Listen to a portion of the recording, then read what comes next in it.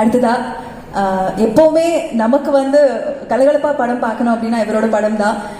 Dark humour comedy மூலமா நமக்கு ஒரு மிகப்பெரிய ரெமெடி கொடுக்கக்கூடிய டாக்டர். பட் ஸ்டில் வாழை அவர் வந்து எந்த அளவுக்கு தாக்கத்தை ஏற்படுத்துச்சு, அவர் என்ன பேச போறாரு அப்படின்னு எனக்கு இப்போ வரைக்கும் ரொம்ப சர்ப்ரைசிங்கா இருக்கு. அப்படிப்பட்ட என்றைக்குமே நமக்கு ரொம்ப பிடிச்ச ட்ரெய்லர் ஆகட்டும், டீசர் ஆகட்டும், ஒரு சாங் ஆகட்டும், எந்த ரிலீஸ் ஆகட்டும், அவர் இத்தினோடு ஒரு சின்ன ரீல்ஸ் ஆகட்டும், வீடியோ வந்தாலே போதும் நெல்சன் ஃபேன்ஸ் ஹிட் லைக் அப்படின்ற மாதிரி இருக்கக்கூடிய டைகர் கா ஹுக்கும் நெல்சன் திலீப் குமார் அவர்களை அன்புடன் மேடைக்கு அழைக்கிறோம். எல்லாருக்கும் வணக்கம். யாரையும் காண எல்லாரும் முன்னாடியே பார்த்துட்டேன், பின்னாடி ஓகே ஓகே மாறி ரொம்ப சாரி. ஆக்சுவலாக நிறைய பேசணும்னு நினைச்சேன். அப்போ மிஷ்கின் சார் பேசின உடனே டோட்டலாக பிளாக் அவுட் ஆயிடுச்சு. மாறி வந்து இந்த படம் ஆக்சுவலாக பார்க்கணும்னு சொல்லி கூப்பிடும் போது எனக்கு என்ன எதுக்கே கூப்பிடுறேன் அப்படின்னு. இல்லை நீங்கள் வாங்க படத்தை பற்றி பாருங்க, பார்த்துட்டு எப்படி இருக்கு சொல்லுங்க. சரி ஓகே அப்படின்னா, அதே உங்களுக்கு என்ன தோணுதோ அதை நீங்கள் வந்து சொல்லுங்க அப்படின்னு.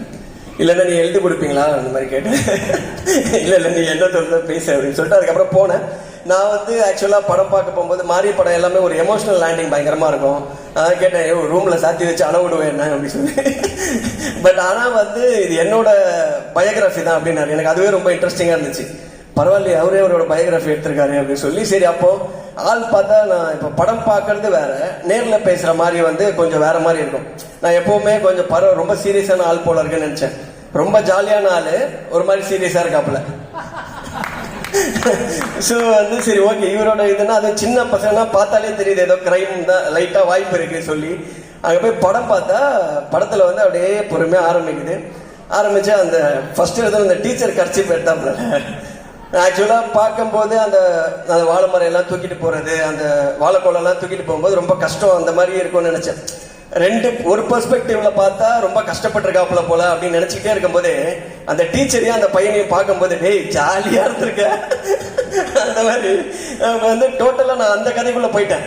அது பார்த்தா எல்லாமே அதுக்கப்புறம் எனக்கு அந்த லைஃப்ல ஆக்சுவலா அதை பார்க்கும்போது வந்து ஒரு சைடு அதுல இருக்க கஷ்டங்கள் எல்லாமே அந்த எமோஷன் எல்லாமே புரியுது. பட் அதர் சைடு வந்து ரொம்ப சந்தோஷமா இருந்திருக்கு. அவருக்கும் அந்த சின்ன பையன் அந்த 2 ஃப்ரெண்ட்ஸ் பேசிக்கிறது, அவங்க ஸ்கூலுக்கு போறது, இங்க அந்த நமக்கு ஸ்கூலுக்கு போனோம்னாலே இங்க போக மாட்டோம்ல, அந்த மாதிரி ஒரு ஜோன்ல நான் இருந்தேன். ஏன்னா ஃபுல்லாவே பாய் ஸ்கூலு, ஒரே மாஸ்டர்ஸ் அப்படிதான் சார் தான் இருப்பார் எப்பவுமே.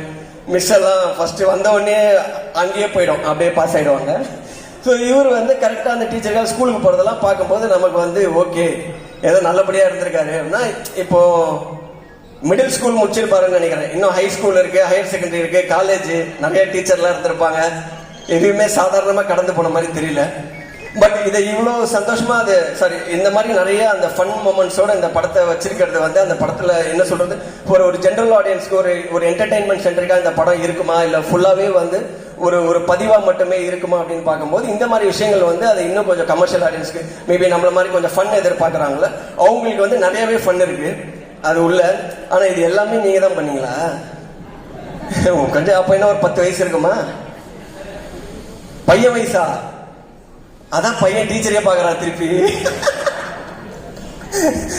சோ இந்த மாதிரி இன்னும் நிறைய ஃபன் சைடும் இருக்கு. பட் அந்த படம் முடியும் போதுதான் வந்து அதுல இவ்வளவு எமோஷன். ஏன்னா அவரு என்ன மாதிரி விஷயம்லாம் எனக்கு தெரியாது. ஃபர்ஸ்ட் இது ஆல்ரெடி புக்ல எழுதிருக்காங்க. நம்ம எங்க புக் படிச்சது, நம்ம படிச்ச புக்கே டோட்டலா வேற.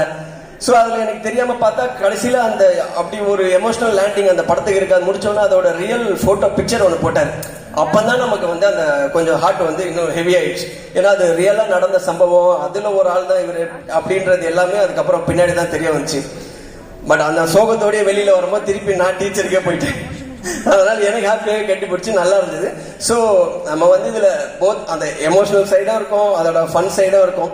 ஒரு நல்ல அந்த ஒரு ரொம்ப ரூட்டடா அது அந்த காஸ்டிங் எல்லாம் மாறாம. ஏன்னா அந்த லாரியில எல்லாம் வந்து கும்பலா நிறைய பேர் உட்கார வச்சிருக்காரு. எத்தனை பேர் உட்காருவாங்கன்னு தெரியாது. அது வேற ரொம்ப ரியலா இருக்கணும்னு பள்ளத்துல இறக்கி லாரியை கவுத்துருவாரோன்னு எனக்கு ஒரு பயமா ஒன்று வேற இருந்துச்சு. அப்புறம் தான் யாருமே உட்கார மாட்டாங்க. இப்போ இந்த மாதிரி நம்ம ஜூனியர் ஆர்டிஸ்ட் எல்லாம் கூப்பிட்டு உட்கார சொன்னா அவங்க லாரியில இருந்து அங்க இருந்து சாரி சொல்லிட்டு அந்த பக்கமா கிளம்பிடுவாங்க. அது ரொம்ப நேச்சுரலா இருக்கும். லாரி இப்படி போகுது அப்படி போகுது. அப்புறம் பார்த்தா ஃபுல்லா சொந்தக்காரங்களே நிறைய பேரை வச்சு லாரியிலேயே கெட்டி போட்டுருக்காருன்னு நினைக்கிறேன் மேல. இல்ல அதுக்கப்புறம் சொன்னாரு நானும் உள்ளதான் உட்காந்துருந்தேன், உங்களோட உங்க சொந்தக்காரங்க எல்லாம் தெளிவா இருந்திருக்காங்க. சோ இந்த மாதிரி நிறைய விஷயம் இருக்கு. இன்னும் மாறி வந்து அவரோட இப்போ அந்த லைஃப், அவரோட பேக்ட்ராப் இதெல்லாம் பார்க்கும்போது நல்லா இன்ட்ரெஸ்டிங்கா இருக்கு. அதோட ஃபன் சைடும் இன்னும் நல்லா நீங்க எக்ஸ்ப்ளோர் பண்ணீங்கன்னா இன்னும் வந்து நல்லா இருக்கும்னு நினைக்கிறேன். சேம் இதே மாதிரி நிறைய படம் எடுங்க மாதிரி நிறைய கதை இருக்கும், தெரியுது, பார்த்தது தெரியுது. ரொம்ப தேங்க்ஸ், கூப்பிட்டதுக்கு ரொம்ப சந்தோஷம். படத்துல நடிச்சவங்க எல்லாருமே ரொம்ப நல்லா நடிச்சிருந்தாங்க. இதை நான் சொல்ல வேணாம், இதெல்லாம் நிறைய எல்லாருமே சொல்லிட்டாங்க. எல்லா காலியான சேருமே அதெல்லாம் தாண்டி தான் இப்ப நான் ஒரு சேர் காலி பண்ண போறேன். ஸோ கூப்பிட்டதுக்கெல்லாம் ரொம்ப தேங்க்ஸ், நன்றி. ஒரே ஒரு கேள்வி மட்டும் உங்ககிட்ட. இப்ப மாரி சார் வந்து கிட்டத்தட்ட பாத்துக்கிட்டீங்கன்னா ஒரு ஸ்டார்ட் கொடுத்திருக்காங்க, டிரெக்டர்ஸோட பயோகிராஃபி, அவங்களோட ஒரு குறிப்பிட்ட பருவம் வந்து அவங்க எடுத்திருக்காங்க. நெல்சன் அவர்களுடைய ஒரு பயோகிராஃபி நம்ம எடுக்கணும்னா எந்த ஒரு போர்ஷன் ரொம்ப இன்ட்ரெஸ்டிங்கா இருக்கும், அதை பத்தி சொல்லுங்க. எடுக்க முடியாத பருவமா இருக்கு, எந்த பருவத்தையும் எடுக்க முடியாது. யாராவது எடுத்தா வேணா அது கொஞ்சம் நம்ம தான் அந்த கர்ச்சீப். ஆனா எனக்கும் அந்த கர்ச்சீப் எடுக்கணும்னு தோணி இருக்கு, ஒரு நாள் கூட தைரியம் வந்தது இல்லை. அப்படியே பார்த்துனே இருப்பேன். நம்ம ஏன்னா பார்த்தாலே நம்மள அந்த கிளாஸ்ல யார் இதை எடுத்திருப்பானாலே, யாரும் எடுத்திருந்தா கூட நம்மளதான் பிடிப்பாங்க. அந்த மாதிரி இருக்கனால அந்த சைடே போறது இல்லை. ஆனாலும் ரொம்ப தைரியப்பா, அதை வச்சு புக்கில் வச்சு அவங்க கிட்டே மாட்டி. அந்த டீச்சரும் ரொம்ப நல்லவங்க. ஆக்சுவலா நம்ம டீச்சர்லாம் வெளுத்துருவாங்க அங்கேயே. பரவாயில்ல, அந்த டீச்சரும் உனக்கு ஏற்ற மாதிரி அந்த இதெல்லாம் கர்ச்சீஃப்லாம் கொடுத்து ரொம்ப சந்தோஷமா இருந்துச்சு. தேங்க்யூ. நம்மளுக்கு எடுக்கவே முடியாது. எடுக்க முடியாதுங்க. தேங்க்யூ.